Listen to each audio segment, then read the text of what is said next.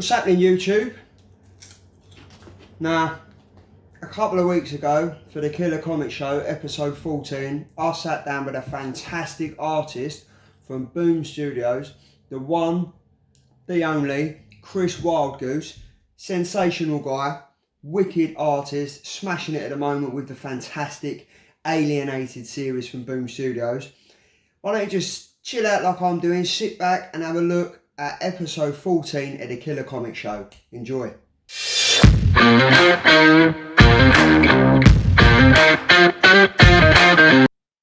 Hey everyone, welcome back. It is another fantastic episode of the Killer Comic Show. I can't believe we are already on episode 14. Now we are in for an absolute treat this week. We have a fantastic comic book artist.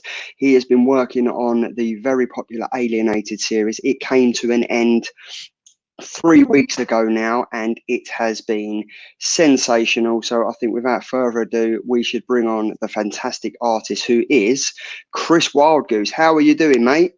Hey man, I'm good, thanks. Thanks very much. Thanks for having me.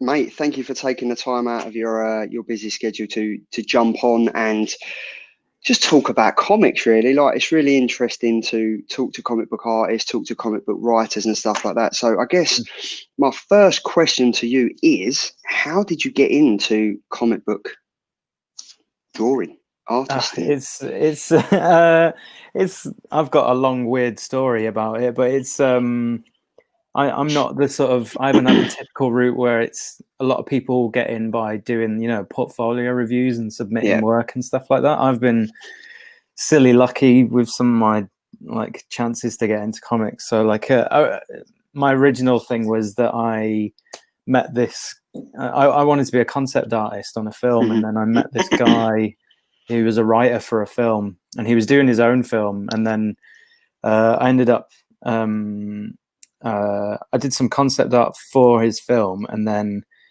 went onto the film set when they were filming and got chatting to him. And then he sort of basically paid me. Well, we realized we wanted to work together on comics, so he paid me to sort of out of his own pocket to draw comics for him.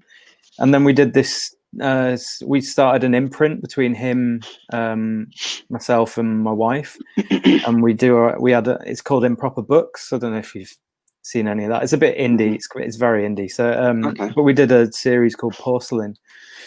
Oh yes, is that the Ivory Tower and stuff? Yes, yeah, that's the one. Yeah. So we did that, and then it got picked up by like a French publisher, and then it did quite well over here in the UK and like indie comic stuff. And then we both got noticed. Me and the writer got noticed by a Vertigo editor called oh god, I've forgotten his name and it's so rubbish. But basically a DC Vertigo editor got in touch with me and just said, would you guys do a short? So we did a little Vertigo short, and then I've been on DC's radar ever since then, really. I did a bunch of like little projects, and I did Gotham Academy, did a couple of shorts on that, and then they asked me to do Batgirl. That was a rebirth, wasn't it? Yes, yeah. So it was, I took over after Raphael Albuquerque finished. And then and then I finished on Batgirl to do Batman Nightwalker, and then Alienated after that. So yeah, but I mean, like everyone kind of like, I've had I was speaking to a writer the other day, and he kind of said when he was in school, the teachers were like, you're never going to get anywhere with writing, stop doing this, concentrate on something real. Did you ever have that when you was at school? Like, you'd be sitting there sketching, for instance, and someone would be like, just stop doing it, just concentrate on schoolwork. Yeah, that's a pretty common thing. Like, all my artist friends have had that as well. My wife, she's an artist as well, she's had that. But no one's ever been, super discouraging. I've always been like around the sort of right influences, and I've got an older brother who works in the film industry. Okay. And so he's like quite arty. So I think he took a lot of the hard hits from of doubt and then when it came to me, they were like, oh yeah, somebody can actually do it, like an art career. So it's kind of, they sort of tested it on him first. But everyone sort of like my dad was obviously a little bit worried at first and stuff, and was like, maybe you should knuckle down on your maths a bit harder and stuff like that. But it's I've been really lucky. No one's ever kind of screamed and shouted at me to give it up or anything like that. It's like my mate, he's a tattoo artist, and like when he was growing up, his mum and dad were like, "Why don't you get a real job? Like you've got GCSEs, you've got A levels in like law and stuff like that. Why don't you do it?" So I'm not interested in it. I've got the grades if I need to fall back on anything, but my passion is art, tattooing and stuff like that. So I guess if you've got the passion there, no matter what anyone says, it's the self drive that enables you to go forward with it. Yeah, that's without a doubt. Like, I don't think you could meet any comic artist, indie or professional big 2 level that isn't driven to do it. Yeah. You don't do this job if you don't love it a lot of the time. No, I mean, because it must be hard as well. I mean, I guess when lockdown was fully underway, I guess nothing really changed for you, did it? No, I lucked out. I mean, some artists like had to put pencils down for a bit and will have lost jobs and will have lost series and stuff like that maybe had started and were in early stages. But I was lucky in that I think because I had written all of Alienated by then, and I was already, I think, over halfway or just about halfway on drawing it. So they were just kind of like, there's no reason to not to. Yeah. So, I ended up lucking out really well with it. And I've sort of decided to furlough myself after I finished it. So I was a bit jealous of everyone else having time off, but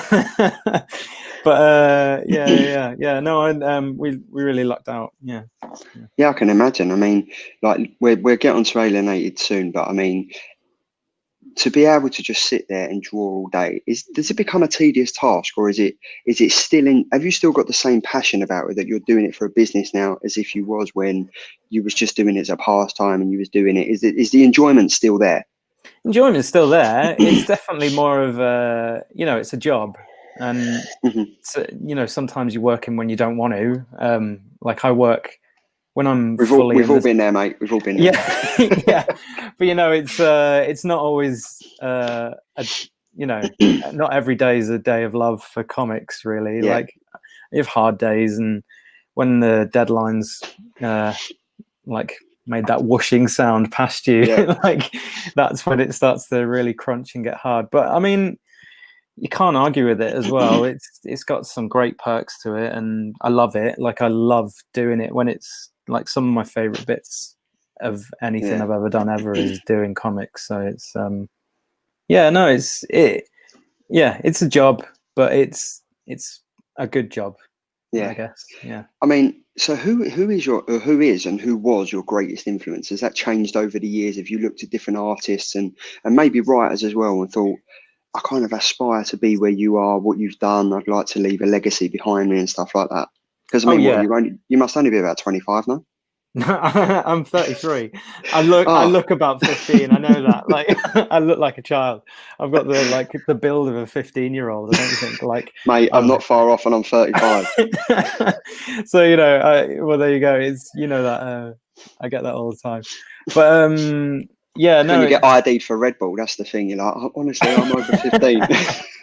I know. Like I got ID'd buying a little tiny bottle of whiskey a few weeks ago for cooking. Because I was just mixing it in with the dinner. Yeah. It's just like the woman was like, "Oh, careful now."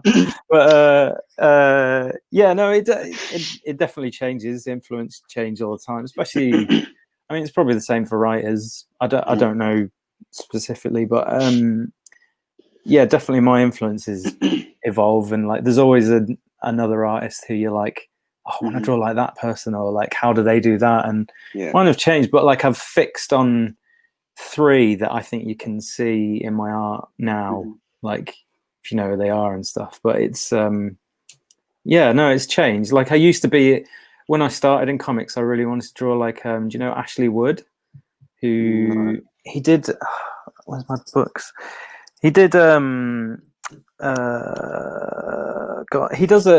owns a toy company called 3A, and they I've heard of them. Yeah, hold on a sec. I've got a book.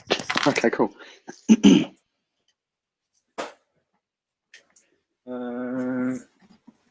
It's got this one called Zombies versus Robots, and it's really like painterly sort of style stuff. And he did a Metal Gear Solid comic one time as Metal well. Gear Solid. I've got to say, Chris, that was the smoothest chair slide I've had on the show. To be fair, it's the only one I've had on the show, but that was great.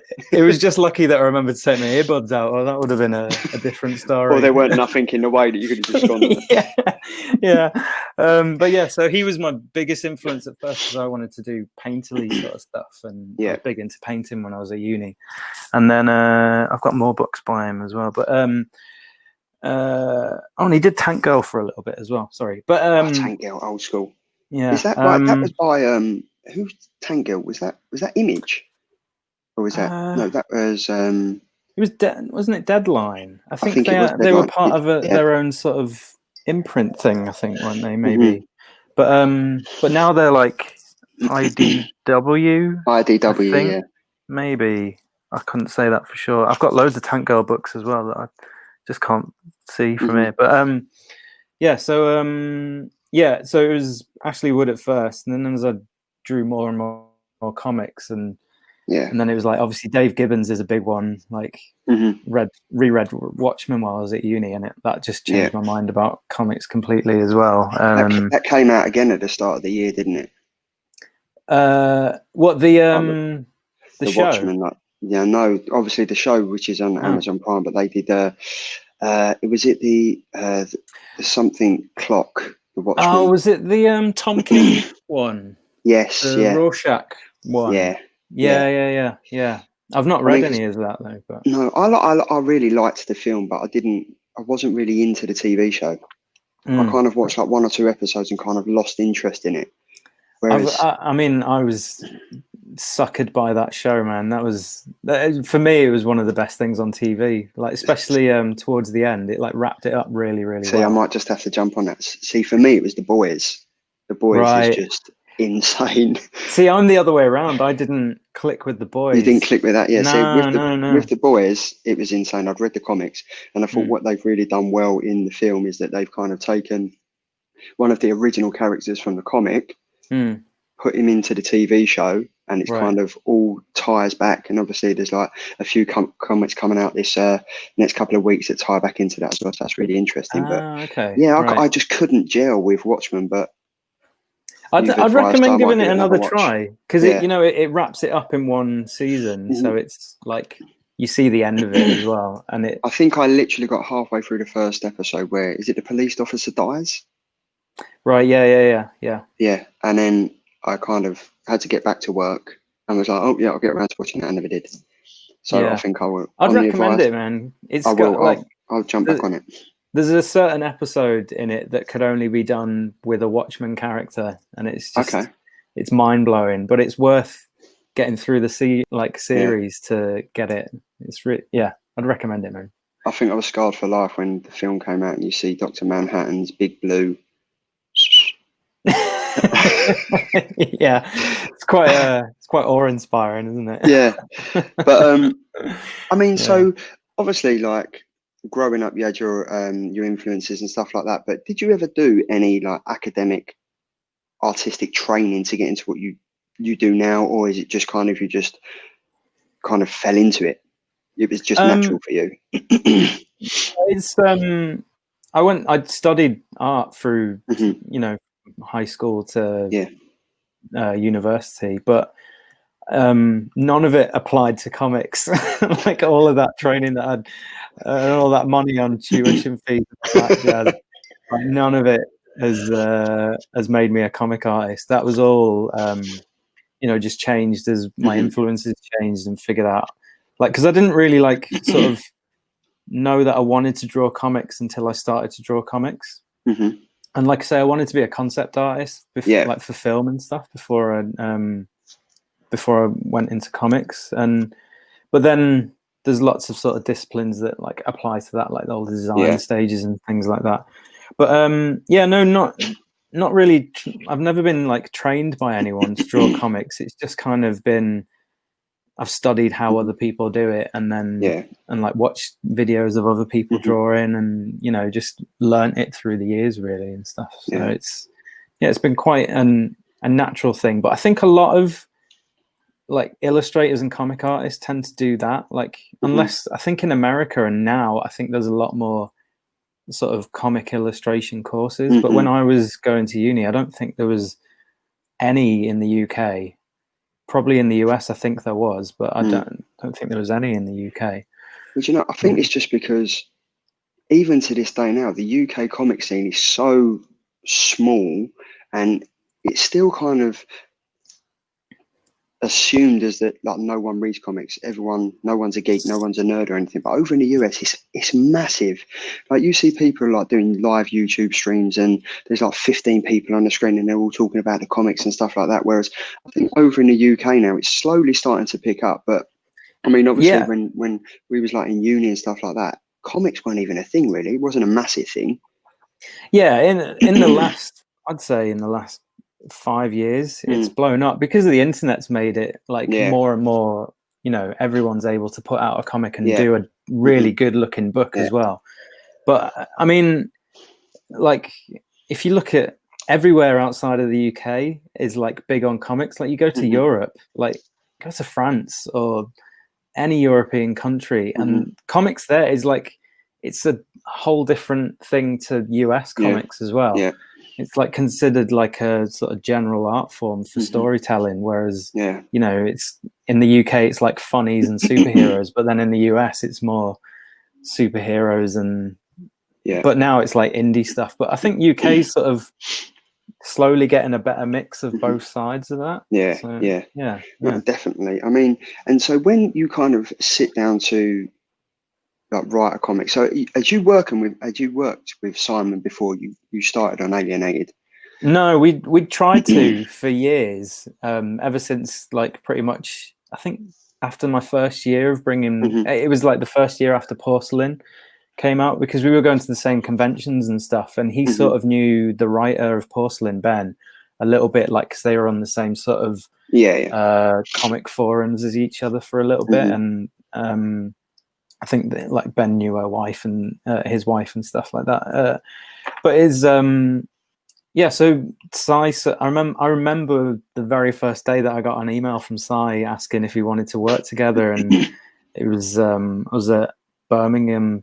Oh no, not Birmingham, Bristol. It was back then. It was a fairly big comic convention called Bristol Bix, and it was a really good one. It was like right next to the Bristol train station, so you literally like walked from there to the convention. It was a good one, but like I think it just died over the last 5 years or whatever. I've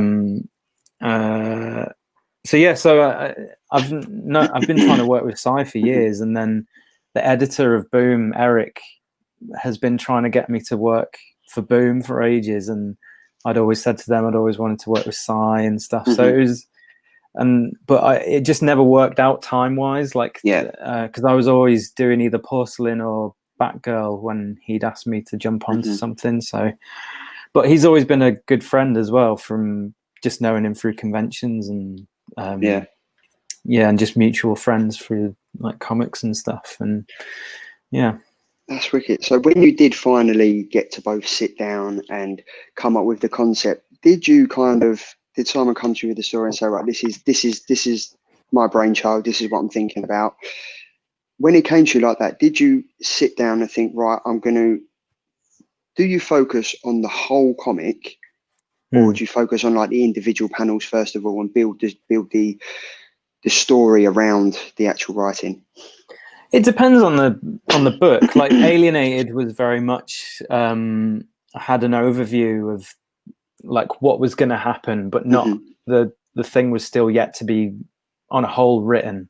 But I knew the sort of main beats of what issue, what was going to happen through the issues. But then I mean, I prefer to get the whole thing in one go if you can, but sometimes it's just, Sai's working on, like, he was working on Hellblazer at the same time. So, he was pulled in so many directions, and he was tying up Sandman as well. So it was just like Alienated was like a tiny blip on his radar of things that he was writing. But so it's kind of like I mainly worked episode to episode, but I just knew roughly where it was going to go. I didn't know it was going to be as psychedelic as it was. I was saying I did a little mini interview with Cy a few days ago, and I was like, I sort of admitted that if I'd known how crazy it was going to be, I might not have done it. So, but yeah, it was like I say, I prefer, like, usually, like, I can't. My first ever book series that I worked on was graphic novels, so that what's going to happen from page one to you get the whole script. But episodical stuff, more often than not, it's like you get an issue a month and stuff like that. But usually they let me read it a couple of months ahead before I start. But it has been, I think, as it exceeded your expectations of how good it was going to be. I mean, because obviously you've got DC, you've got Marvel, they're the big players in the comic book game. But I tell you what, over the last year or so, indie comics are really starting to push to the forefront. They're doing what Marvel and DC should be doing with the likes of Image, Boom Studios. They're kind of pushing the boundaries and setting the race for the guys behind, because for Marvel into DC, I don't even think anything like Alienated would even fit in Marvel and DC. It kind of like, it stands out on its own, and I think the story itself is sensational. It really is sensational. Yeah. The artwork in it is, especially in, I think it was issue number 5, towards where it was the ending, where Samuel literally trips out and ends up going all psychedelic crazy and killing his mum and ripping half the hospital in part, killing Samir. Spoiler alert if you haven't read Alienated yet. Sorry, guys. Spoiler alert after it. After it, yeah, that's what I'll do it. I kill comics. I'm the killer of the comic show. But yeah, it's insane. Like, so would you say that it has exceeded your expectations? I mean, has Simon been blown away as yourself as like how popular this comic's become? Yeah, it's always I mean, you always hope for more as well. Like, I'm always just like, oh, it's not doing well enough and stuff. But it review wise, it's never like had less than an 8 on most reviews and stuff like that. So I'm super proud of that, and it is way better than when I first saw the original pitch for it. It ended up being way better than what I thought from just the sort of tagline of what the pitch was, because it was, I think Eric, the editor, sort of pitched it to me as basically in a short, trimmed down version was if E.T. was evil. And it's like, it's nothing like that now. It definitely changed. But it's, that was the sort of tagline that was like, oh yeah, that sounds cool.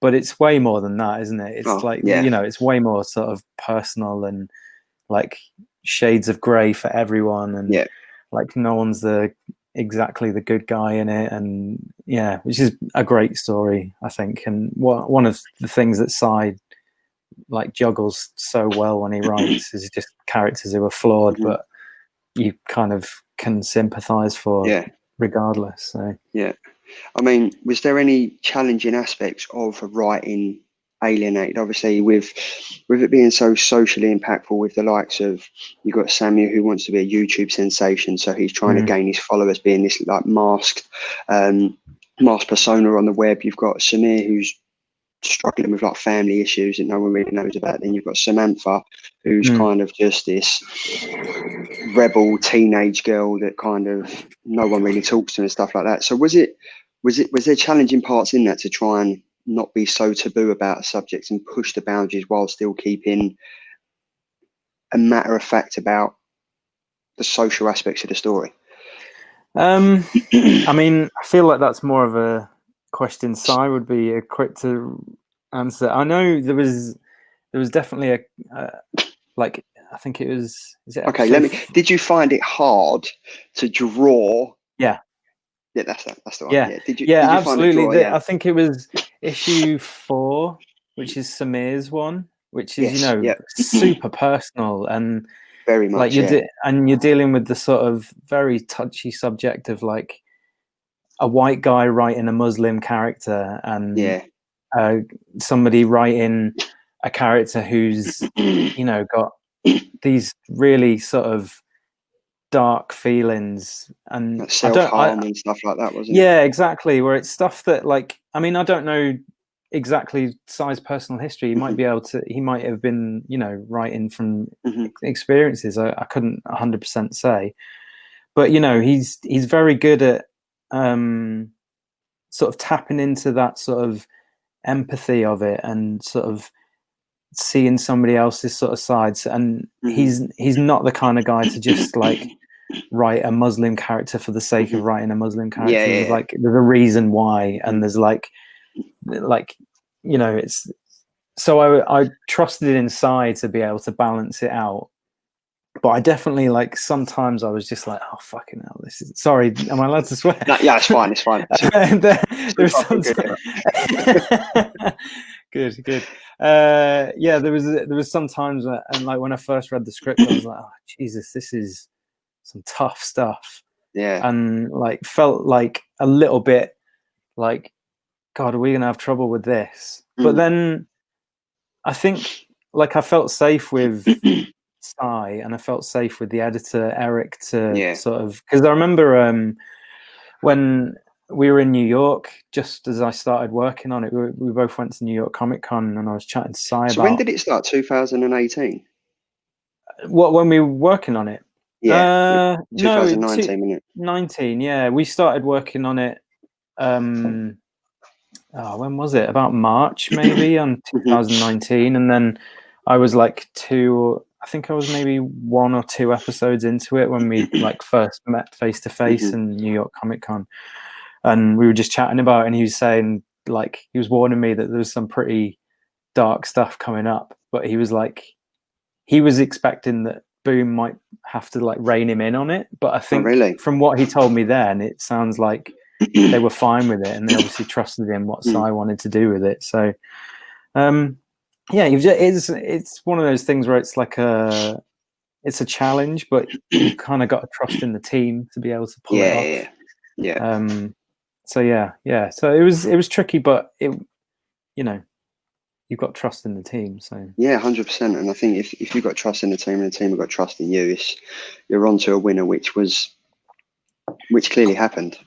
Cheers, man. Thanks. Yeah, I think it's gone all right. I don't know. I'm the worst critic of my own self. Like, I would happily point out all the things that went wrong. Yeah. But I mean, I'm going to throw a question out there for the people that are interested in drawing comics themselves. What equipment do you use? Are you still old school using the old HB pencil, A4 paper, or have you transferred over to iPads, Apple pens and stuff, or is it a combination of both? It's a bit of a mix. I mean, like Alienated was completely digitally, apart from the layouts that I did, like when I, you know, work out the design of the single page by page. Like, I have them here, but like I draw them on paper, so that's like one of the double page spreads. And that's all just HB pencil on paper. But then penciling and inking, that was all digital, because I've just kind of just got more into it and enjoying it more. And I'm a very well, you know, my work, it's kind of like quite tight and clean quite a lot of the time. I tend to, if you ever watch me stream online drawing, I was watching you today. Oh, that's different. Yeah, that's like awesome. Me without that. Thanks. That was me without the undo button. If I was inking digitally, the amount of times that I would have undone a line and redrawn it. Is that saved onto your Instagram page? What, the video? Yeah. From today? Yeah, it is. Yeah. It's on my. Because what I'm going to do, because obviously this will be going out in 2.5 weeks. So I'm going to say, if you're in the chat at the moment, head over to Chris's Instagram page. It's Mr. Rictus.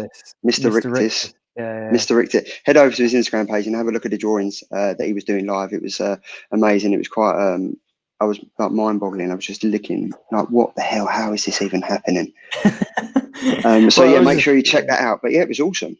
Oh, cheers, man! Thank you. I think one of the questions in there was that just a poster? Was that just you doodling? Is that an upcoming comic? No, that's me just on my time off, just doing something for myself, like an image that I've always wanted to do. It was based on, well, it is a illustration of the you know Series of Unfortunate Events? Yeah. Oh yeah. So it's free. Now you say it with the little baby sitting on top of the clock. Yeah, right. Yeah. So Violet, Klaus, and Sonny. Yeah. I've always wanted to, like, because I'm on some time off and I'm just drawing some stuff just for me to draw and just playing around, and like, because I haven't inked with a brush in ages, so I was just kind of having a nice little practice with that. Really. It looked wicked. I was like, how, like, I can just about draw bloody, I don't know, Garfield, and then as you putting together that elaborate practice, man. That's all it is. I'm a firm believer of anyone can draw, and it's just down to practice. So. I've literally just been practicing. I've just downloaded Procreate, so I've been practicing and that and stuff. But it's even then, I'm like, I don't like that line, so I'm like rubbing it out, and then I'm trying to rub it as if I had a rubber, and I'm like, it's not going to work. So I'm trying to still get used to it and stuff. The dark side of drawing easily, definitely. Oh my god! But do you do a lot of drawing on your off times, like when instead of like, so like when I'm not at work, I'll go and play football, or I'll sit down and read comics and stuff. If you're a comic book artist, do you draw on your days off to relax? Not really. It's like usually the last thing I want to do on my day off is draw, especially like on Alienated. If it was my day off, or like I'd managed to get enough done, it was just like, there's no fucking way I'm drawing today. I'm just gonna go and play some games and stuff. So, I now that I'm having some time off, I've like, and I said, like, there's images in my head of stuff that I wanted to draw for ages that I'm just making time to draw. But if I'm working on something and I've got a day off, like, I'll be far away from the drawing board if I can. Yeah, definitely. Yeah. So you said about the gaming. Are you a PlayStation or an Xbox? Both. Same. I've got both behind me. Oh, nice, good lad. That, and then I do. I play VR as well. I've got that as well. I've got the VR as well. I love the PlayStation VR. Yeah. I've got the HTC Vive. You know the. Okay. Yeah. So I play that online with my brother quite a bit. Oh, wicked! So that's just a good fun thing. But I'm mainly Xbox. Yeah. See, right. So this might look like a studio, right, and it might look really sublimely set up, but it's basically, I've taken over my dining room, and I've literally got, there's Funko Pops everywhere, there's computer games consoles behind me, there's the kids' toys underneath the TV and stuff. So it looks really, really professional. But if I was to show you, mate, it's just a fireplace. Actually, see if I can do it. There's a fireplace there with Funko Pops there. I've basically just taken over the kitchen. But I'm a nerd, I'm a geek. This is what I like doing. So it's all good. But do you read a lot of comics? I have stages where I go in and out. Like, I'm reading more now because I'm trying to catch up a little bit more. But I'm still like, I'm not big on superhero stuff at the moment. Like, not as much as I used to be. Like, I used to be a big Batman and Joker fan and stuff, and like Batgirl and Gotham Academy sort of turned me back onto comics quite a lot.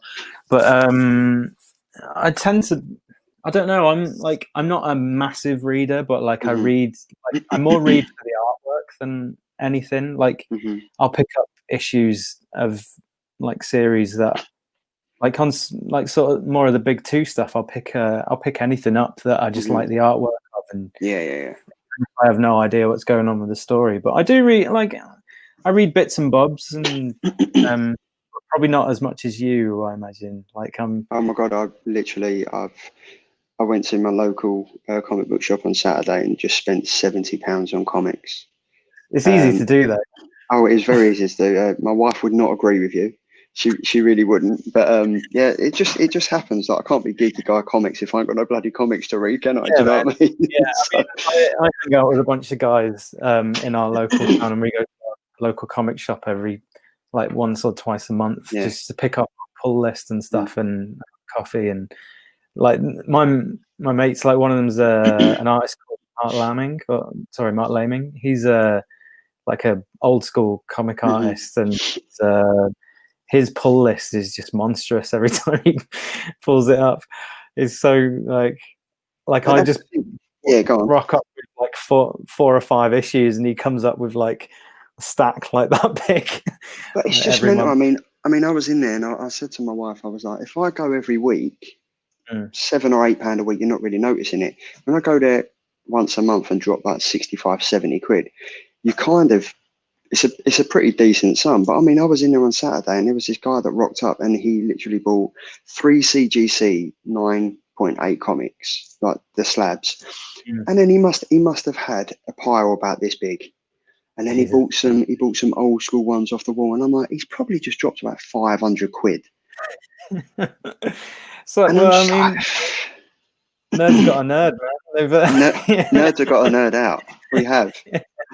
Yeah. But I mean, it is what it is. Like, but basically, for me, it's like reading your job, basically. Like, taking in more. So, like, and I can't look at comics without breaking them down as well. So it's kind of like I don't enjoy them as much, but like as I used to. But now, like, I don't know, like I sort of pick and choose my stuff a little bit more carefully, and more often than not, it's art.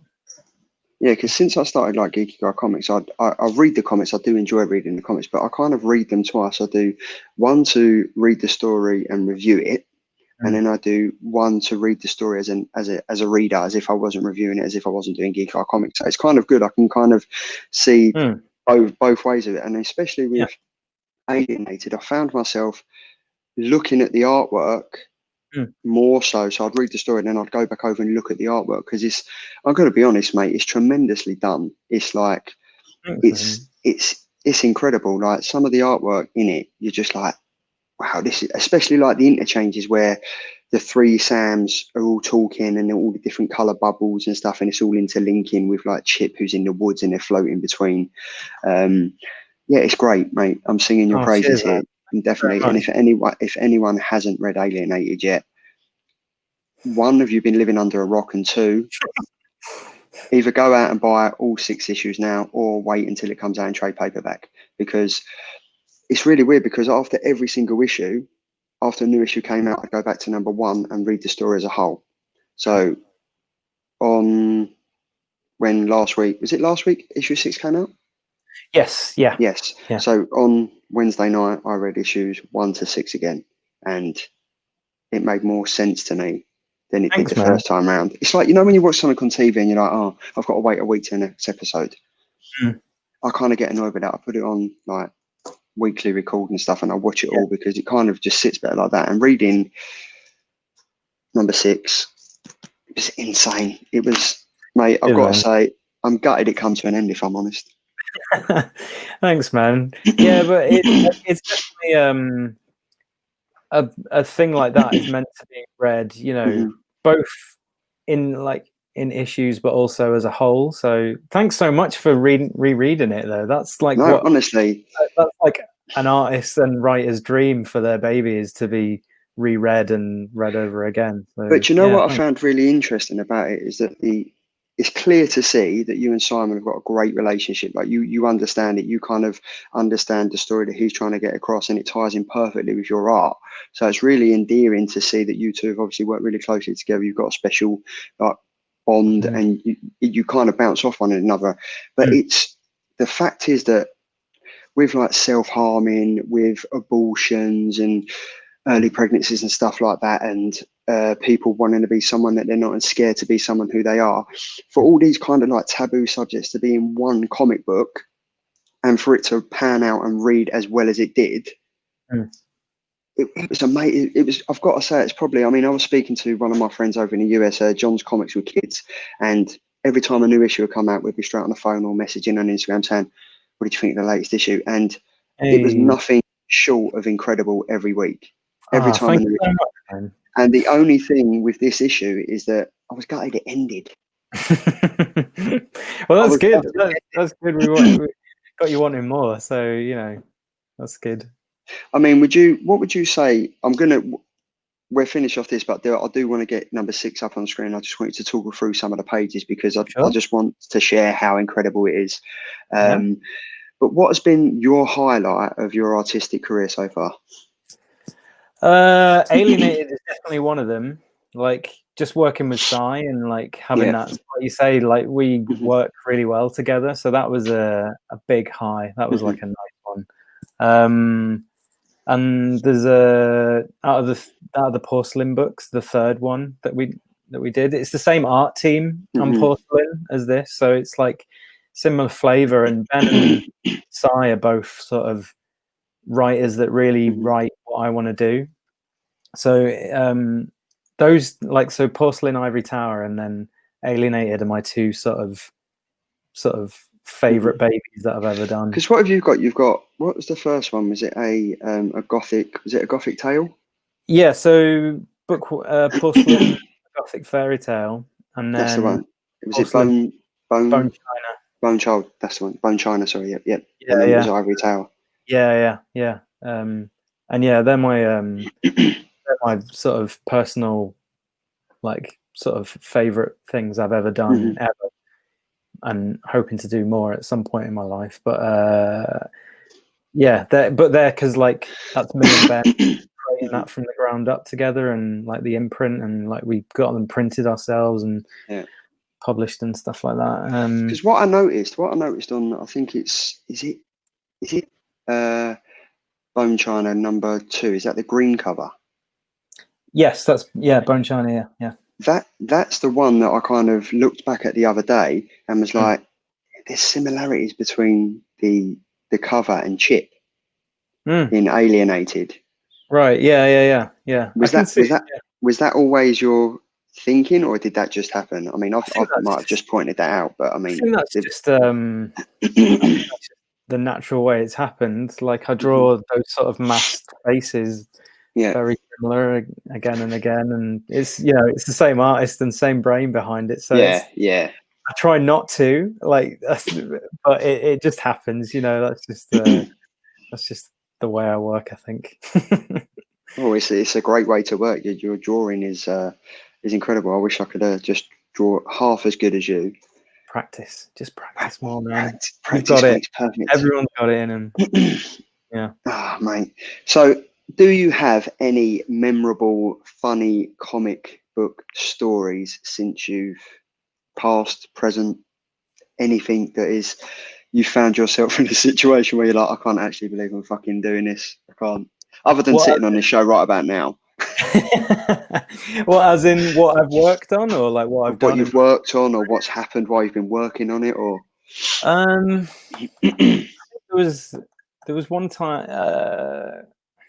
Trying to think. I mean, I've had like meals and stuff with like hero comic artists and stuff like that, and sometimes I've like had like after comic conventions, like I've sat down and or I've been invited to a meal with like a hero, or like sometimes the thing is sometimes you don't know if you're sat down with the hero until afterwards, and you're like, oh shit, you drew that, and like that's one of my favorite things ever. So there was like turned out I was like sat with this guy who'd inked Charlie Adlard's Walking Dead for like the past like since issue 2 or something like that, and I was just having this fucking great conversation with this guy about like nothing to do with like like what we were reading or anything like that, but it was about just like being an artist and like the life of being an artist. And I was like knackered from New York Comic Con, and I was just like, oh, by the way, like, what'd you do? And then turned out he was just like the guy who'd inked Charlie Adlard for like the past 10 years and was just a super nice guy. And it's moments like that which have been like when you meet a hero and it really turns out to be nice. Like I went Dave Gibbons is quite local to me. And one of my drawing tablets that I bought, like my first drawing tablet that I bought off him. I got to go around to his house and like test it out in his studio, which is just wicked, stupid nuts. But just knocking on the door. Hi, I'm here for the tablet. yeah. It was literally like that. And then there was like he was kind of going, "Oh, do you want to give it a try?" And I wasn't expecting it to try it, and he was just, he sat me down in his studio, and he had his big shiny new tablet, and I was trying out this like clunky old thing, and he was like just watching me while I was drawing. I was just like, oh man, don't fuck up. Try this out. Like I can't do this with you watching me. But yeah, no, I think Mm-hmm. asked to do Batgirl was like a highlight because I was big on Batgirl, and she's a big deal, and like the revamped version was done by like a team of heroes, like Babs Tarr and Brendan Fletcher and Cameron and stuff, and they were all like heroes then, and but yeah, so there's been a few like little moments like that. There's always there's potential. I guess you miss the cons as well, don't you? I mean, because I think from tomorrow, I think it's New York Comic Con, which no one's going to be able to go. I think it's all virtual. I mean, I've been spending so much money on the comics from, I think it was San Diego Comic Con, which was in the summer. Then it was New York Comic Con, which starts tomorrow or Thursday. But I mean, I'm trying to get the limited edition Funko Pops and stuff, but it's all virtual online, and it's kind of like not the same atmosphere. I mean, did you tune into like, was it DC Fandom? Yeah, a little bit. Yeah, it was. I think because it wasn't really about the comics, was it? It was kind of like all about the movies, and which does happen, doesn't it? Especially these days at the big conventions and stuff. Yeah. But New York's one of the better ones, I think. So it would be good on their thing. But the DC fandom thing was bound to be about TV as much as it, as little as it is about comics and stuff. But I watched a little bit, but I was in the heat of Alienated, so I was just like, I've got no time for this. Yeah. And I was like, kind of had the FOMO of like, I'm not doing any DC at the moment, so I was just like wishing I was doing something, but also kind of like I don't care because I just want to get my own thing done. But it's one of those things. Yeah. But what I do really trying. Yeah. Oh no, 100%. I mean, I was meant to go over to New York for work, and it was tying in. I think I was meant to go over there at the end of this week, so I would have tied into New York Comic Con. But unfortunately, something called COVID happened, and now the world's gone to shit. You're an artist. You've been locked up. You don't know, do you? I live in the middle of nowhere as well. But no. Ian man. Palumpa running America's got COVID apparently. Yeah, fucking that arsehole. Anyway, sorry, I won't get too political or anything. But New York, man, it's a whole beautiful like convention. Like I've not been to San Diego, but I've been to New York a couple of times for the convention. Yeah. I've never been to New York. Man, you will fucking love it when you go. You'll like if I could advise you to do one thing when you go to New York for the first time is when you get the cab from the airport. Sit in the front seat so you can take in the skyline and stuff like that. And when you're driving through the streets, like it's Spider-Man's hometown. It's just do you know what, right? So a few years, it was about 2013, I was working and I had to go to Mexico. So I flew into Newark on a Sunday. I'll never forget it. I flew into Newark on a Sunday about 6 o'clock in the afternoon, dropped my bag off at the hotel and thought, right, what I'll do, I'll get the monorail straight to New York City. By the time everything had done, I got to New York at about 9 o'clock at night. It was pissing down, right? Everything was closed. I'm at Times Square trying to get a selfie. I'm dripping wet. And it was literally, I think, a year after my first son had been born. So I was like to my wife, right, Michelle, I need to go and get some trainers. I can't come to New York and not get anything. So I'm traipsing around, and I think I found this one shop that was literally just about to close, and I ended up just grabbing a pair of plain white Converse. Oh, yeah. And then I couldn't even get a drink or anything because everything was closed, and I ended up just traipsing around like a drowned rat with this little bag. Yeah. Getting back on the monorail, going back to the hotel, going to sleep, and then going to Mexico. And I was like, for the city that never sleeps, I'm pretty certain it was sleeping, and it was shit weather. Nice. I mean, like when you go for a comic, like as an artist, when you go for a comic convention, you don't see much in New York. Like I went the first year I went with my wife, and she sort of just came along and sat at the table with me a bit here and there, but she sort of toured around New York. Yeah. I saw like fucking nothing compared to her. It is a beautiful city though, man. Like, it is so much fun. And one thing I got advised to do was go up to the Empire State. Is it the Empire State? One of the towers that you get to go to the top of. That's the Empire State Building, yeah. Empire, yeah.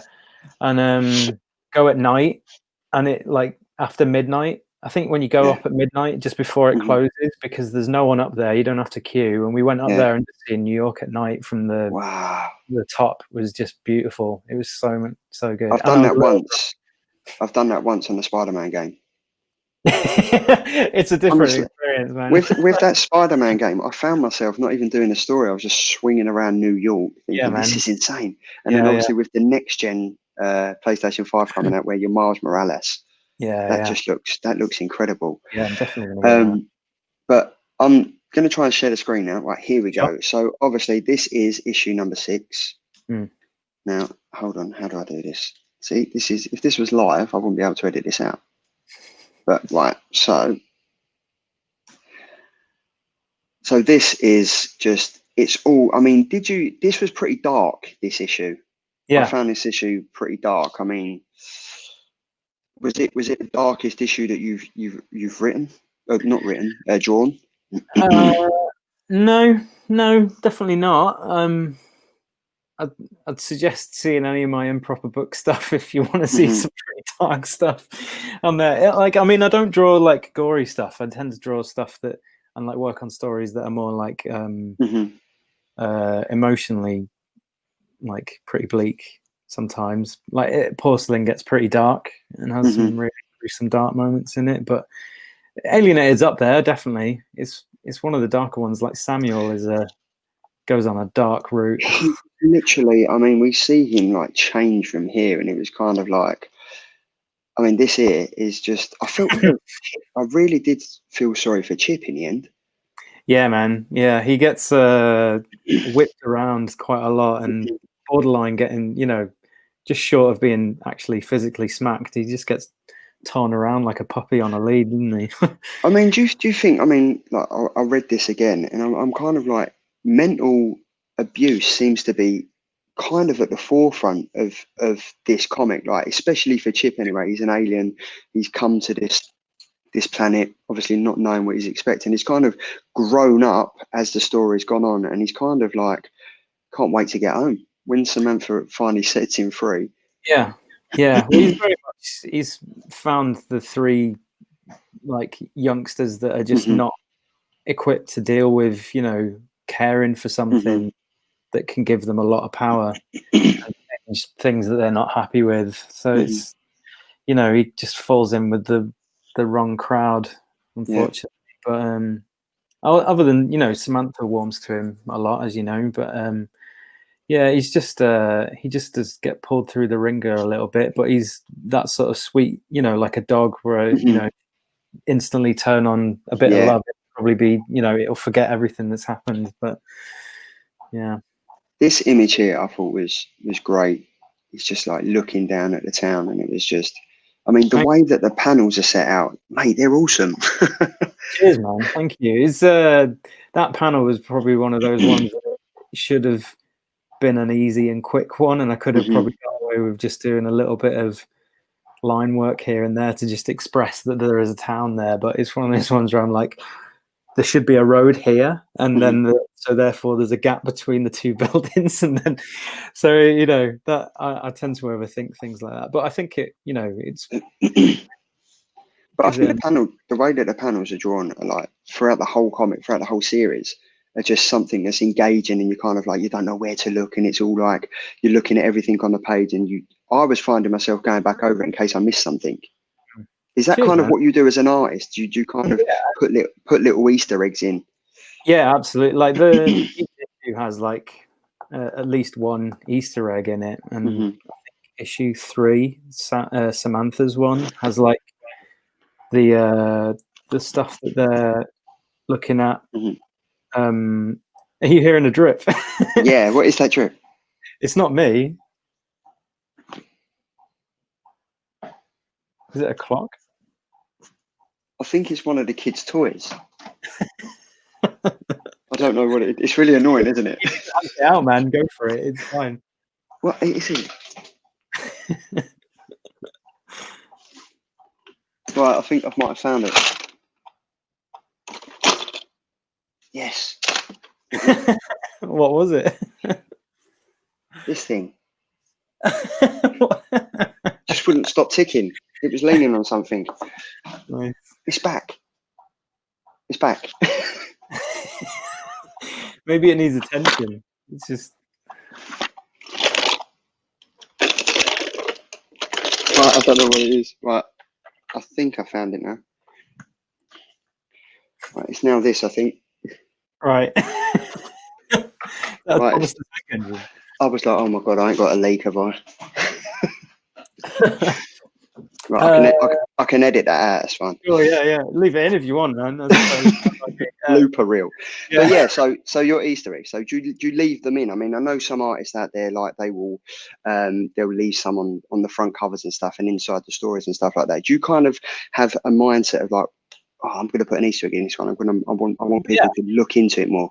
Yeah, pretty much. On probably everything that I've ever drawn, I've always tried to throw an Easter egg in. But Alienated had at least one Easter egg in each thing, and some of them people will know, and some of them people won't. Like issue 1, the music teacher of that in Samantha's classrooms, the music teacher from Whip It, you know, the horrible drum teacher. Like in issue 3, Samantha's one, when she's getting Chip to pull out these random items, and from the different things, like there's a few that are all from one of Sai's other Boom comics. So there's like that's cool. Little things from his other books, and there's a whole thing with Chip's. You know, he has the symbol over his head that changes. So they're all different emotions, like symbols of emotions that he's having. Oh wow! And those symbols are hidden throughout the book as well sometimes. So okay. So I had, I've still got it. I haven't stripped stuff off my board yet. But I've got this like alphabet of his emotions that he goes through that I came up with. Wicked! I'm just gonna put you on the main screen for that, because I think that's something that would be great to see. Yeah, I mean, I was gonna put it up online. Is it back to front? Oh no, it's all right. So there's all of these. That's wicked. That looks cool. Some of them we didn't even use, I don't think. Yeah. Yeah. So we have that, and then they're sort of like hidden throughout the book, here and there. Like in issue 6, the front cover. You know, the sort of psychedelic melt of Chip on the front cover of 6. He's pattern is one of his symbols, like in the middle, like in the lower side is like his symbol for God, what's that? I think it's acceptance. I think. See, would you know what them symbols are if you hadn't? Was there? I made it up. Yeah. I don't know them off by heart. I had to have that alphabet up on my thing so I could just. That would have been so cool to put in at the end of this comic, just like the alphabet of Chip's emotions. Yeah, I thought we were going to, because they used it as the. It's definitely not in there. It's definitely not in there. I can say that. Yeah, no. But I'm gonna put it up on online either sometime soon or when the trade comes out. Maybe I might save it. But they used it a little bit on the each issue has a symbol back, I think, where it says like it's got the name of the like the emotion on it, and each issue has it on it. On the back cover. Oh, here we go. Yeah, so you see those symbols. I think on the last, it's either on the back, if you flipped the actual physical comic over, it's on the back cover. I think they have it on. Oh, there you go. Big purple one. There we go. Yeah, acceptance. Oh, okay, cool. Oh, yeah. So that's the symbol that's on the big psychedelic melt on the cover. Yes. And then, like all those in issue 3, when he's got all those random objects, they're all in the shape of, I think, love. Oh, there we go. Look, it's number 2. Oh, yeah. So it's just like we just threw in little bits like that. Yeah. All over. But I mean, it was. There we go. I'm going to get back to where we was, because I just want you to talk through it, mate, because it's so enjoyable talking to the genius that actually drew this. I mean, one thing now, did you come up with the ideas to have the different coloured speech bubbles, or is that something that Simon and you both decided? No, that's more Cy and Eric, the editor, had sort of like thought of that before I'd started drawing it. I think they'd decided on that way, and even probably before they brought me onto it. And then it was just like we decided to, like, after I did the character designs, it was like, oh yeah, maybe we could like the kids could wear those colors, and then like and then the letterer Jim sort of did that as well. And there's an Easter egg that Andre the colorist threw in that I think Chelsea, the ex-friend of Samantha the book, she wears a lot of purple, and she's the one at the end, isn't she? She looks very different, but her colors are like the opposite of what Sam's are, like on the color wheel. Like, that's cool. Yeah, that was a cool thing. So like opposites attract, isn't it? That's really cool. That's wicked. Because they were friends. Like, I really liked that at the end. They was friends when they was growing up, and they kind of like lost their way, and she kind of wanted her friend back. And it was quite fitting that they found their friendship at the end, and they're both sitting in a car. But yeah, that's I didn't know that. I'm going to have to look through them all again and just find out, like, are they? I mean, because obviously Samantha's wearing the green, her speech bubbles are the green. Samuel's got the blue.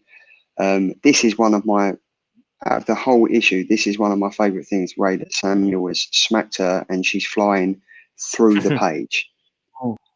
Like, that's just, I mean, that's going above and beyond. Like, honestly, for me, like the little bits like this is that the way that he's pushed her, but the whole bottom part of the comic is distorted as if someone's ripping it apart.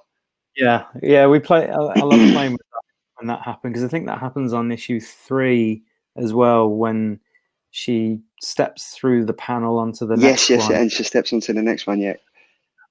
But is this the woods? Is this the woods where they first met Chip? Is where they all first met to begin with? Yeah. So where Samuel is, he has that big splash page. Yeah. He's in front of the tree where is that? I think that's the second or third page. I think the beginning. Oh, there it is. Yeah. Yes. So it's the tree. You see the little bit of slime up on the tree up at the top. That's from where his egg was, and then the bike is, the bully kid's bike. Yes, the one they kill first. Yeah, just a bit more buried in leaves and stuff. And that wasn't in the script. That was just a thing I just decided to do because I thought that's wicked. That's really cool. But, it's just fun little things to throw in like that. But honestly, this is like, it's so cool talking to the artist who did it, because you can understand more. Like, obviously, as comic book readers, they're just like, oh my god, that looks cool.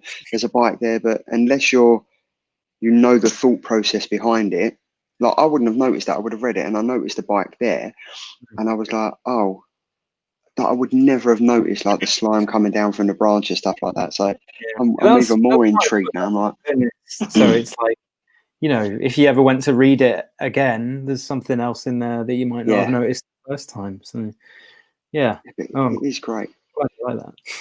This is quite. I can see what you mean by psychedelic. That was the layout that I held up before. That's the pencils for it there. Yeah, that's awesome. Look at that. That's wicked. Little tiny thing. Yeah. But that again has got Chip's symbol in that middle image. There's a hidden symbol in the middle image there that's like one of his runes. Oh, Which one's that? Where is it? I'm trying to find it. So it's sort of, it's hard to spot. I'm trying to see where it is on my my list of things.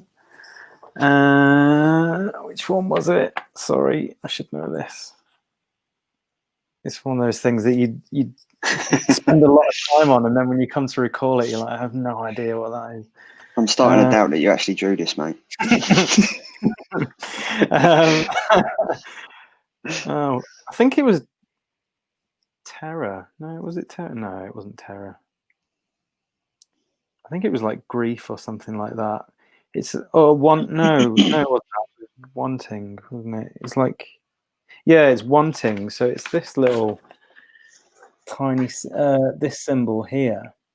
Oh yes, yeah. So you can slightly sort of see them in them, like those two lines are sort of hidden just above his head. They're sort of in that sort of grid sort of area. And then the swirly smoke is the sort of bit in the middle, I think. And then I think there's two sort of star clouds that make up the lines on either side of that.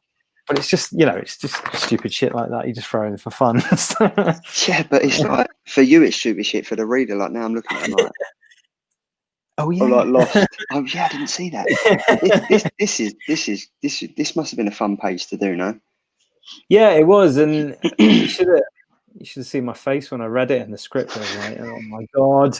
But because there was a lot of that when I read these psychedelic pages by Cy, because a lot of that, he does a lot of work on the script, a lot of guidance going on there, and I think the way he originally sort of wrote it was that there was supposed to be a couple of times when like Samantha's like hitting him back with like psychedelic force, but there was just so much going on that I just like, she's just getting beaten around on this bit, and it works all right.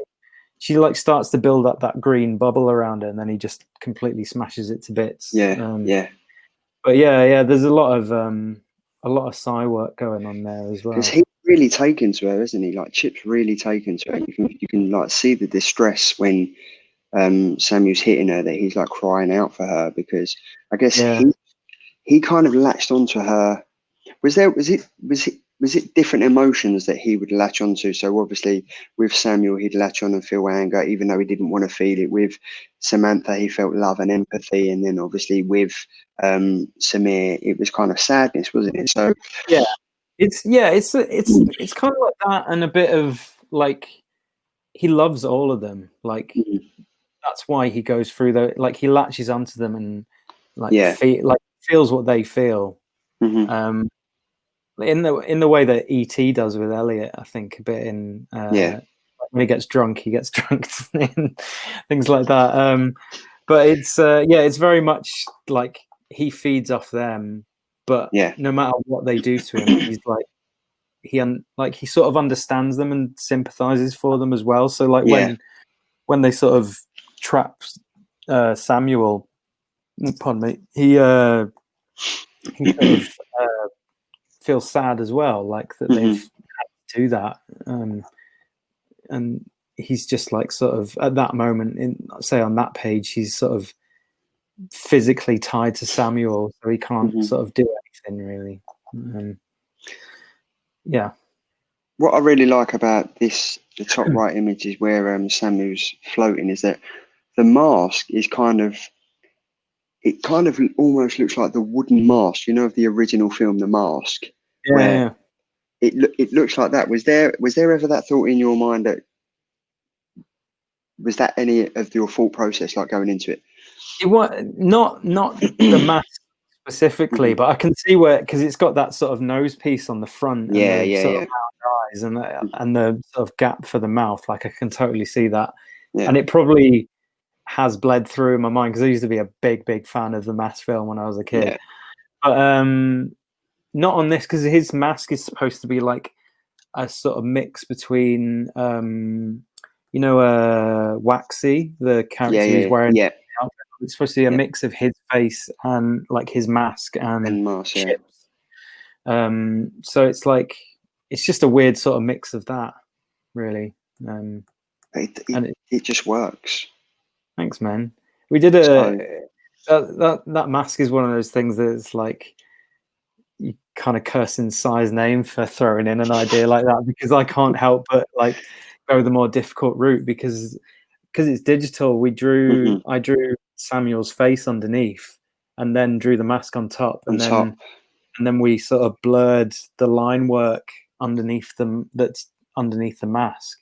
So like on every page that mask is on, like he's got a full face drawn underneath it, but you don't see most of it. But I just couldn't help go the long way around it.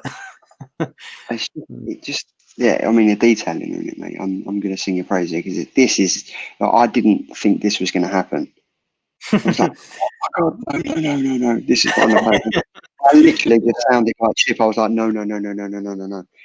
But It's a good, that was a good moment. That I like that bit.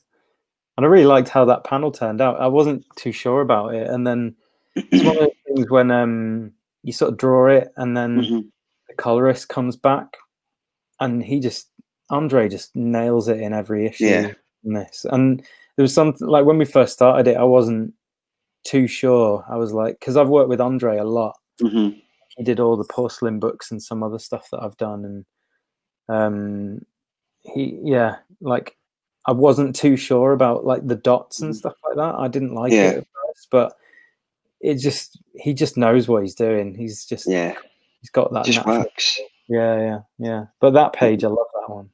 That was, I mean, I didn't see it happen, and I was like, oh, no way, they haven't killed her off. They really haven't. And then it was. Yeah, I'm glad. It's good.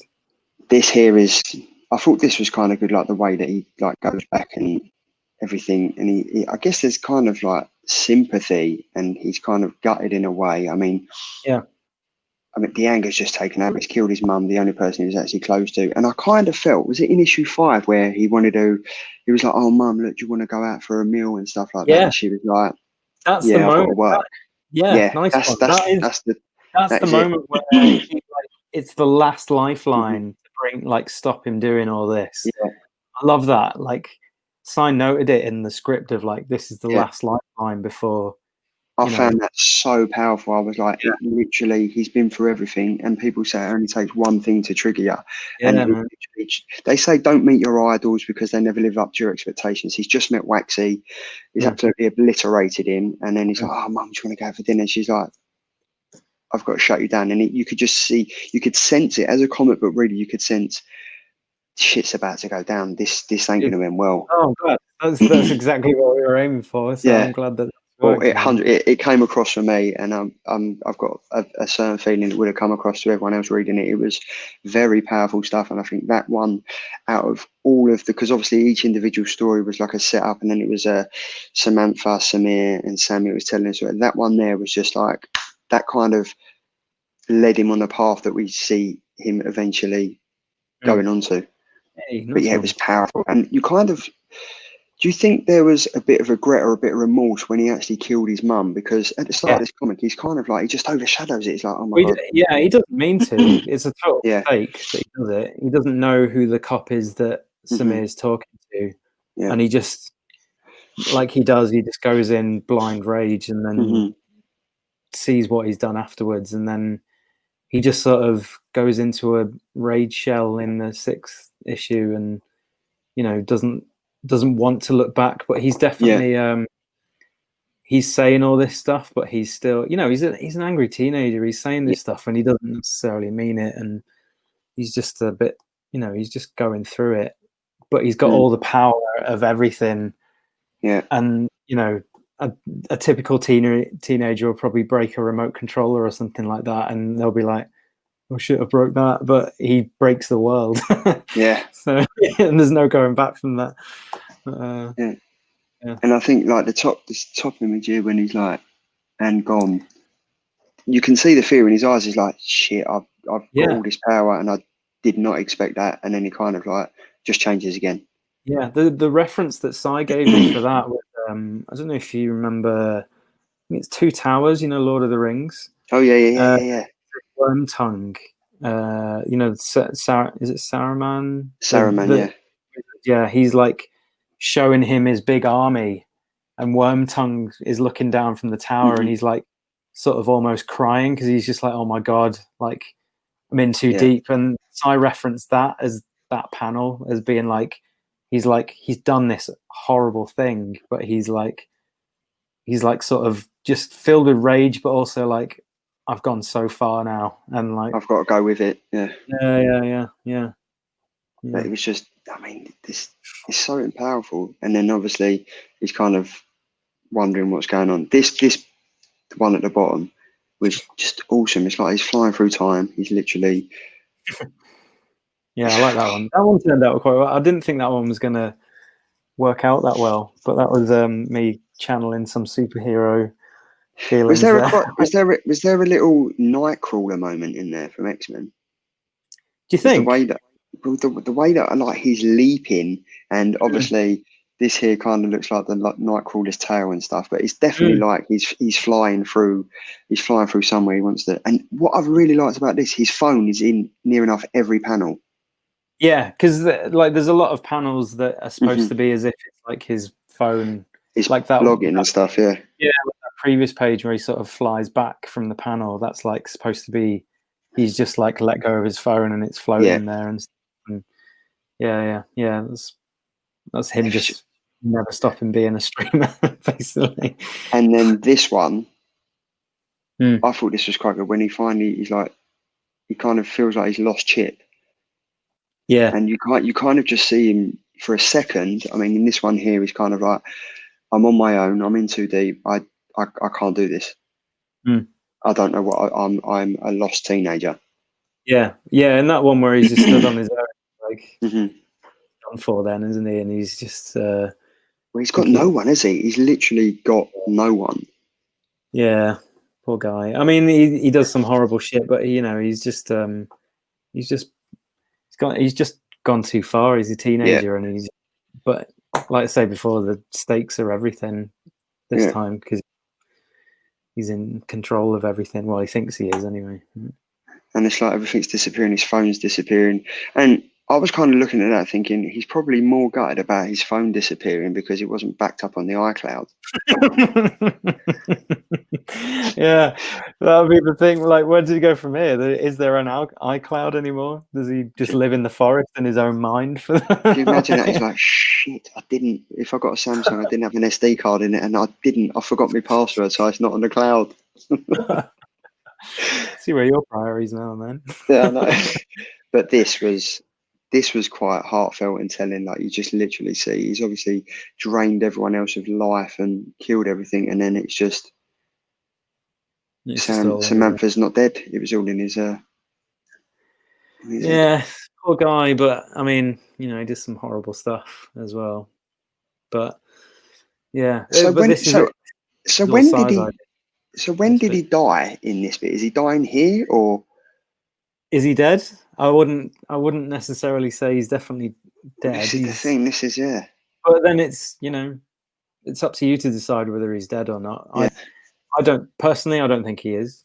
No, but I don't. Like, it's in the script as like, is he dead? Is he not? It's just that's up to the reader to figure out.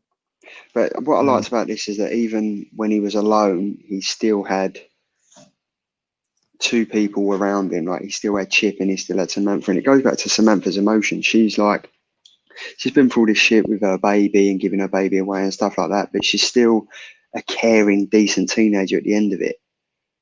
Yeah. Samantha's I think she's been through the most.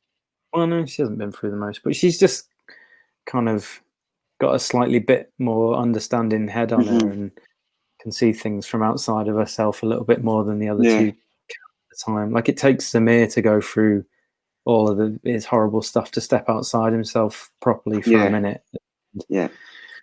And who knows, Samuel might be a better person after all that, but who knows? But I mean, this was, I just didn't like, all at the end of the day, this is how simple-minded this alien was. He just wanted a cuddle and some ice cream. Yeah. Who doesn't want a cuddle and some ice cream? Yeah, man, definitely. He's, that's Chip, man. He's just a lovely little creature. This last scene where he's talking to Samantha, he's different colours. Is that because all the emotions of everything that he's been through are leaving him and he's going off, or is that just because he's feeling all the emotions at once and doesn't know how to deal with it? I mean, that was purely Andre's decision. Like, it's supposed to be like he's just sort of dispersing off into his other dimension and back to his home world. I mean, if that's what you read into it, then that's totally legitimate, man. That's that's a good read. I think that's a nice, beautiful read that you've just done of it. I just thought it's him being cosmic and weird and just flying off in a rainbow, basically. So yeah, but that's a lovely read. I love that. Yeah, take that, cheers, man. But I mean, yeah, it's a great comic, and this is just some time hopping, radical, funky shit right there, isn't it? I mean, yeah, it was pretty vague, the sort of description that Sai gave for that. But like, in like Sai just kind of let me do my own thing. Mm-hmm. And there was quite a few variations of this. Like I drew a whole different version of Chip flying off. Like the foreground was always that of Samantha sort of reaching off or like letting him go. Yeah. But there was a few like where he was like a big head that was slowly disintegrating, or there was like just other bits, other ways like him flying off, and that was the one we sort of felt the best about, I think. Yeah, it's like the world's opened up and sucked him back through. And I think that's quite. Yeah. I mean, he kind of arrived like that, didn't he? So my favourite one's the panel underneath it where she's just this I was going to ask you about this. Like, so obviously in the top panel or the first panel of underneath, she's like sitting there and she's like, "Shit, has all this just happened?" And she's looking at Samuel's body, and then you hear a baby crying. I was kind of like, where's this doll come from?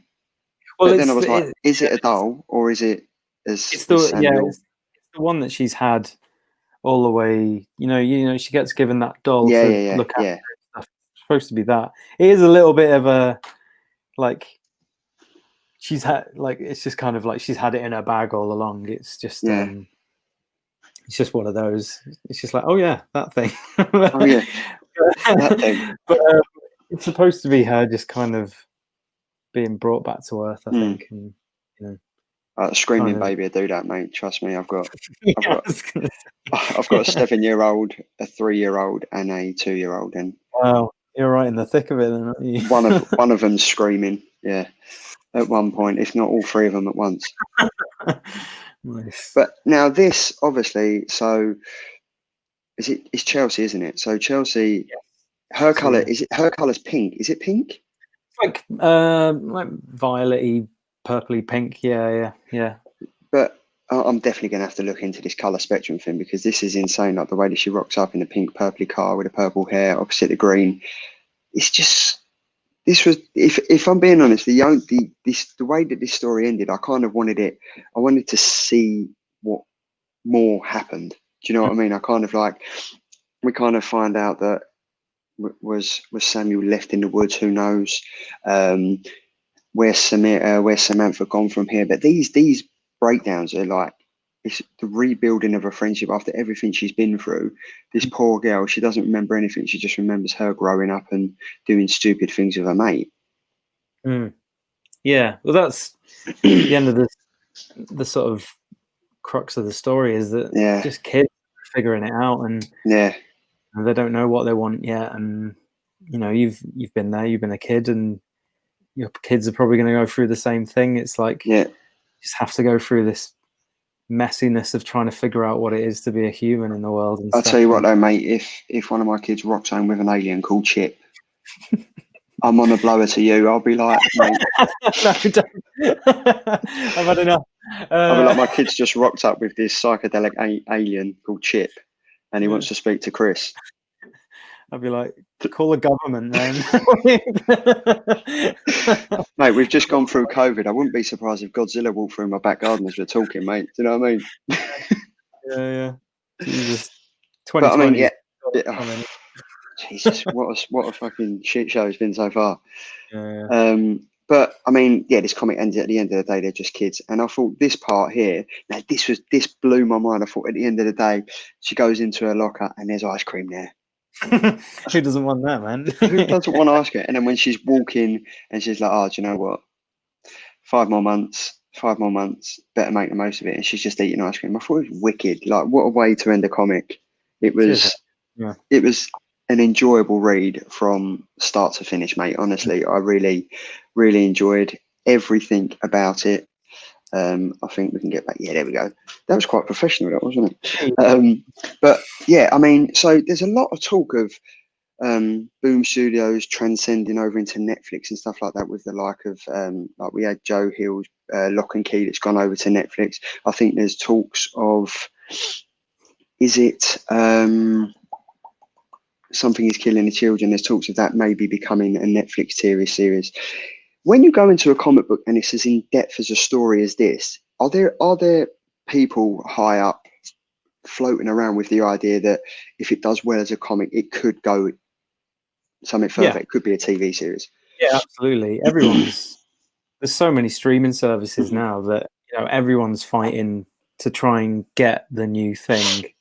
Like, they're all trying to get the next Game of Thrones level of series, and comics is just you know, it's just a great farmland for people trying to find a new thing to serialize and become the next big thing. So yeah, it's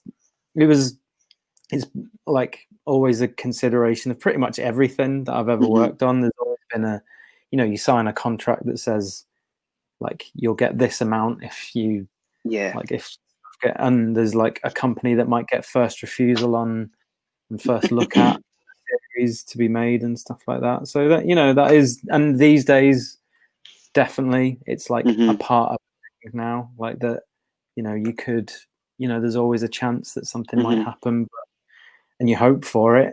Definitely you hope for it, but it's just as likely to not happen as it is to happen. And who's say, it could happen in 10 years, it could happen next year, but it definitely is part of it. Like, it was part of the sort of, when it was pitched, it's like, this could make a great series, so there's always a chance that that could happen. But that's not the thing that sells me into drawing a book. Definitely not. Definitely. But so is there anything that you've got in the works? Are you, Simon and Andre, are you all going to be working together on something new? Is it something you can talk about? Is it something that's hush? Nothing to say yet. I mean, I've actually got nothing set in stone yet. I'm just doing, like I say, I'm just having a little hiatus for myself. And my plan was originally to finish Alienated and then try and do some more concept art stuff again, because I do it on and off in between projects again. But this year's just thrown everything up in the air, hasn't it, really? And so I'm just having a little bit of time for myself now, and I'm like talking to some people about maybe doing some stuff, but you can't say what you got in the pipeline. But there, and interesting though. Like, I would work with Cy in a heartbeat again, and it sounds like I think we will, like, hopefully before too long. But again, you work great together. So you get my virtual high five for that one.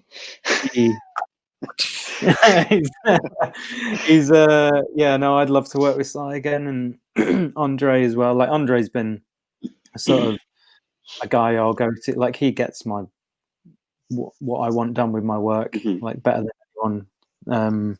So I'd work with all of them again. And Jim, the letterer, like, letters pretty much everything in comics anyway. Like, name a book and he's probably done some kind of lettering on it. So he's just an absolute gent. And so I'd work with the whole team. And Eric, the editor, like, I love working with him. So something with Boom and something with Cy and the whole art team, I'd do in a heartbeat if it comes up again. So fingers crossed. Fingers crossed. Yeah. But I mean, if we just end on, if you've got any words of advice for someone out there that wants to get into comics and wants to knuckle down and do some drawings and stuff, what would you, obviously practice makes perfect, but is there anything else that you would say, just stick to it? And yeah, man, it is just like I'd say that, there's no right way into comics. There's like, it's just, like I say, I've had a very different path into comics than other people, and I don't think I've ever met one or two people that have had exactly the same way into comics. I mean, obviously there's the tried and tested way of, putting portfolios out, but at the end of the day, if you just do your own thing, like, I got into the short story of me getting into comics is I did my own comic with somebody and it got noticed. I got into comics from there. And it's just, if you want to do it, you'll do it. And if you just keep at it and you just aim to get better and better, and you know, you could go really far in comics, and you can go as far as you want a lot of the time. It's just, you've got to have the patience, because it is hard. Comics is hard to do. Both anyone, like writers, artists, letterers, it's all hard for everyone. It's hard to get a good pay in comics sometimes, and it's hard to stick at it, and you know, you can't get into it hoping to get a film deal. You've got to do it because you love it, and you've got to do it because you love the medium. And you know, but there's, you know, now is a better time than ever to try and get into it. Like, everyone's got the ability to do a fucking good looking comic, and you can put it online for free, and you can meet a team of people that you might work with for the rest of your life. Like Andre, we met on Porcelain, and we found him on DeviantArt, and he was just a guy who hadn't done a lot, but he lives on the other side of the world. He lives in Brazil. So, you know, he's like, you know, you can do it with fantastic, amazing, different people from all walks of life. It's never been easier. But just don't give up. If you want to do it, you can do it. Definitely. Anyone. And then you mentioned, is your wife, is she an artist, or is she a writer? Both. She's she would be sat right there, but she's currently in the front room watching TV, or, you know, avoiding being on camera. But I think my wife's watching, I think it's Bake Off tonight, isn't it? Is it Bake Off? Yeah, I would be in there with her watching Bake Off right now, I think. But yeah. Cheers, mate. Cheers. Yeah. She's an illustrator and a writer. She co-writes a book called Midnight Hour. It's like a children's it's like middle grade, sort of, but middle grade, is it like Harry Potter age? I'd simplify it by saying it's like 9 to 12, like magical monsters and stuff. But she co-writes that. That with sounds the wicked. writer. That sounds well good. Yeah, it's really good. I would recommend it. Highly recommend it. They've just brought out their second book called The Midnight Howl, and it's 2 of a trilogy, and they're working on the 3rd one at the moment. But if you like Harry Potter, then you'll love that. But she illustrates as well. She more aims at sort of children's illustrated stuff, but she's done comic stuff as well. She she colored Batman Nightwalker for me. She did the sort of bluey and bits of yellow, and she did all that with me on that. She's an awesome artist in her own right, definitely. Oh, wicked. Well, you're a perfect creative couple, it sounds like. But mate, it's been an absolute pleasure having you on. It is. No, me too. I've really loved chatting about Alienated. It's been really cool, and like if no one has read Alienated yet, I would strongly advise doing so, because it's sensational. It touches on near enough every single emotion that one of us has probably experienced throughout our lives, and maybe are still now. And it's a fantastic comic, and the artist on it ain't a bad bloke either. He seems to be all right. But mate, it's been absolutely sensational having you on. Thank you for taking the time out. And we'll definitely speak again soon. Yeah, anytime, man. Yeah, just hit me up. Cheers, Chris. It's a great pleasure. Thank you very much. Oh, mate, thank you so much. Cheers, dude.